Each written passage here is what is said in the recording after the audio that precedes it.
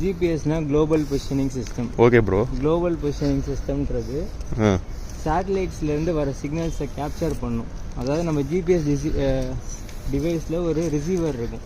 Okay bro. Receiver வந்து கண்டினியூஸாக satellite சிக்னல்ஸை capture பண்ணிக்கிட்டே இருக்கும். ஓகேவா?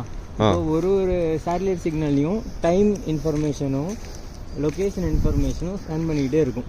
நம்ம ரிசீவர் வந்து அதை கேப்சர் பண்ணிகிட்டு இருக்கும். பட் என்ன ப்ராப்ளம்னா ஜிபிஎஸ் டிவைஸில் சில ஃபேக்டர்ஸ்லாம் இருக்குது. அட்மாஸ்பரிக் ஃபேக்டர்ஸு, அப்புறம் சேட்டலைட்லேருந்து ஒரு சிக்னல்லே சில எரர்ஸ் இருக்குது, சான்ஸ் இருக்குது.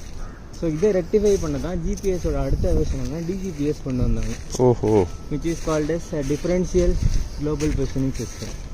ஸோ இந்த டிஜிபிஎஸ்ல வந்து என்ன பண்ணியிருப்பாங்க அப்படின்னா ஒரு பேஸு ஒரு ரோவர் இருக்கும். Okay bro. ஸோ பேஸ்லேயும் சேட்டலைட் சிக்னல் ரிசீவ் ஆகும், ரோவர்லேயும் சேட்டலைட் சிக்னல் ரிசீவ் ஆகும். பட் எரர்ஸ் எல்லாம் எது கரெக்ட் பண்ணுவோம்னா நம்ம பேஸ் ஸ்டேஷனில் இருக்கிறது ஆண்டனா வந்து